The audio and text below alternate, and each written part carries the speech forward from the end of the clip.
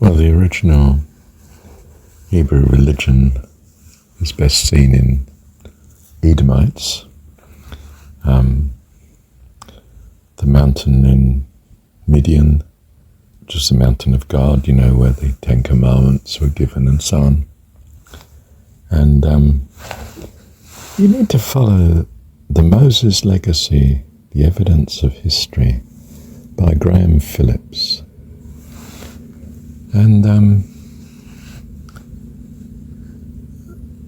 like the word Baal, it was original name simply meaning Lord, God, you know, name for God. Not so much name, but title. A bit like El, you know, the Canaanite word for God. And the earlier Hebrew religion would have been what survived in Edom and was anathematized by, of course, the Jerusalem Hebrews in the end. But it was clearly the original religion. And, you know, had much in common, of course, with the religion that we take to be Hebrew from our perspective now, which was one that, you know, you couldn't consume blood and you mustn't make idols. Obviously, the Hebrew made what we would have thought were idols of, you know, the two cherubim that David puts in the temple. They were clearly meant to be heavenly beings, and they were effigies of such, you know. They obviously, the religion had not taken that to be sacrilegious from the then Hebrew point of view of David. Putting the temple in Jerusalem, of course, was an affront to the temple of God really being on the mountain of God, which was in the land of Midian. And there's so many references to Bethel being in so many different places that it's very hard to track it down to Midian.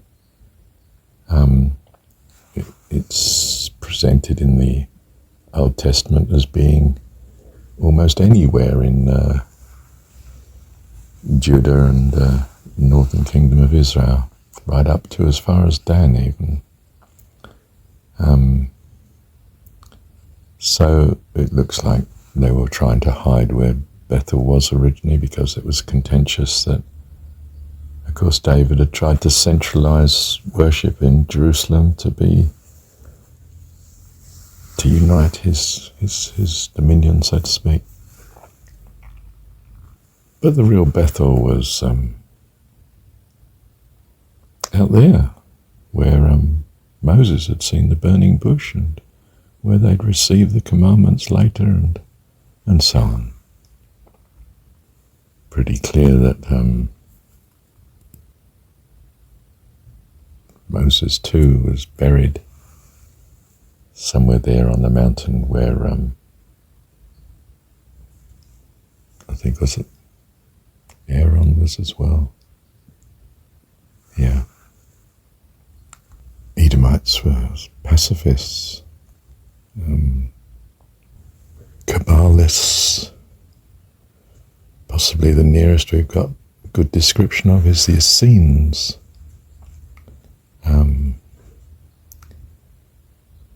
Probably vegetarian.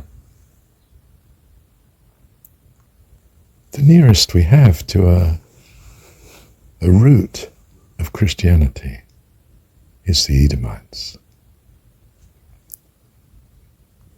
How amazing. What we take to be Hebrew religion was the new unorthodox that's touted as orthodox and anathematizes its roots. Be they the earlier form of Hebrew religion, which Yahweh, is associated with the location of Bethel, albeit the grassroots of such remaining where Bethel was, in Midian, in the hands of the Edomites.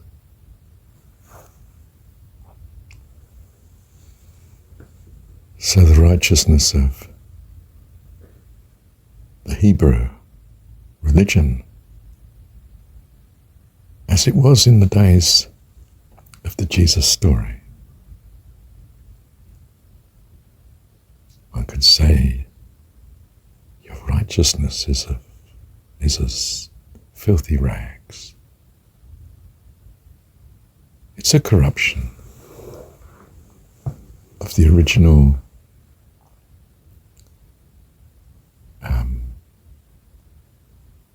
gift of God.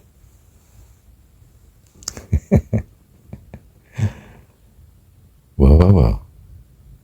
Thank you, Dad.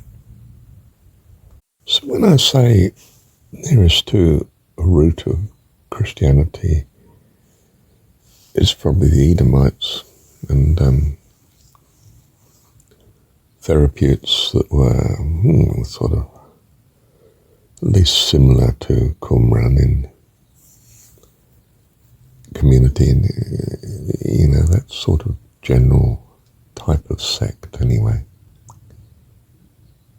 I mean from the traditional Christian religion point of view that wants to find its roots in the Old Testament. Well, the Old Testament is a perversion of the original, I was going to say history, but I still mean historicity, the original story. Look, it's all story.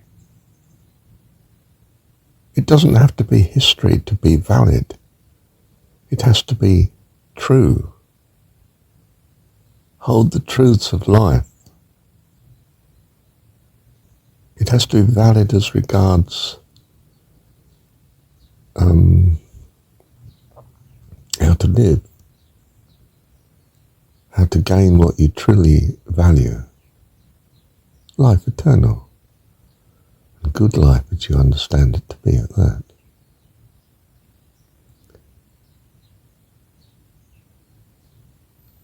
So the story, where does the story come from?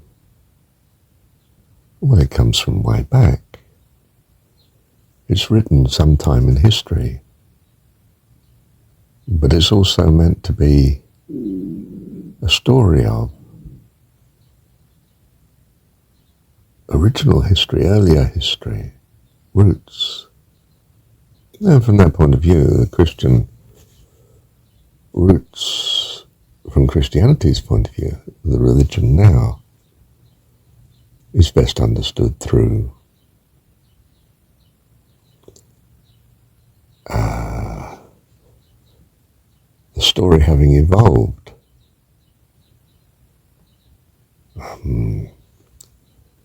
Jacob's, the rewrite of Jacob becoming Israel. Israel. Isis, Ra, God, El. Canaanite God at that, El. Is suspicious recognition of the religion having its roots in Yahweh, Bethel, Beth-El, in fact. When that enshrines the ancient story of commandments and burning bush and Moses.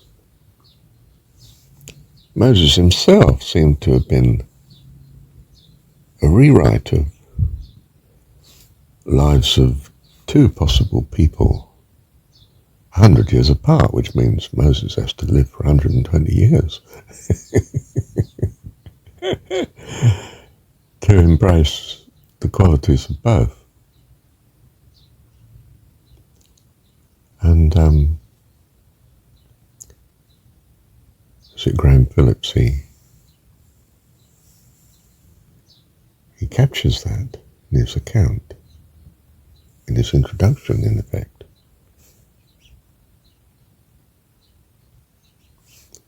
Who Moses was, where he's come from, how the story's developed, and why. And you know, the mountain of God's not even in Judea or Israel, the northern kingdom or the central kingdom. It's in Edom. And Edom's anathematized by the Hebrews of developing from David's time. But we're not talking about history. We're talking about a story. And the David's time is written by later history, not by David's time.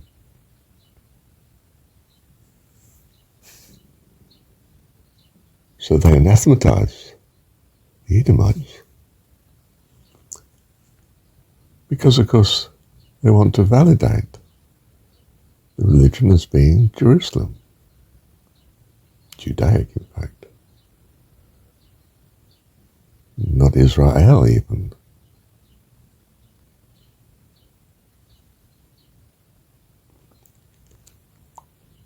You may feel, oh, the whole thing's a fraud, it's a story, it's make-believe. No, it's not. It's historicity developing down the centuries. How a society accommodates itself to its actual history and validates and rewrites what the history was. And the historicity develops and becomes the meaning.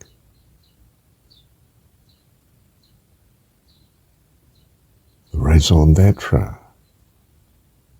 Is that the word? I think it might be here. Of the culture and the society. It's validation.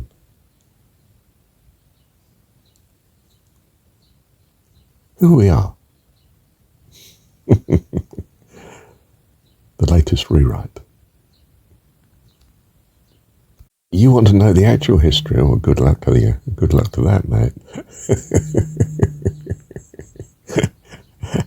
How to unravel that from the current state of the historicity is a labyrinth of you've got better things to do than that, I can tell you.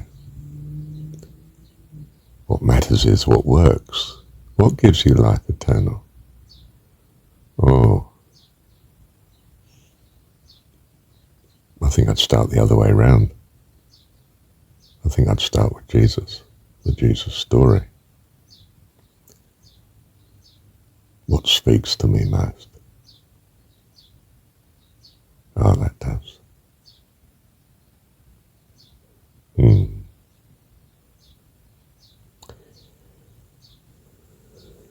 And what do I find now speaks to me most? John 17. John's Gospel, chapter 17. Jesus praying for us in the garden. What a lovely picture. That's what I take to.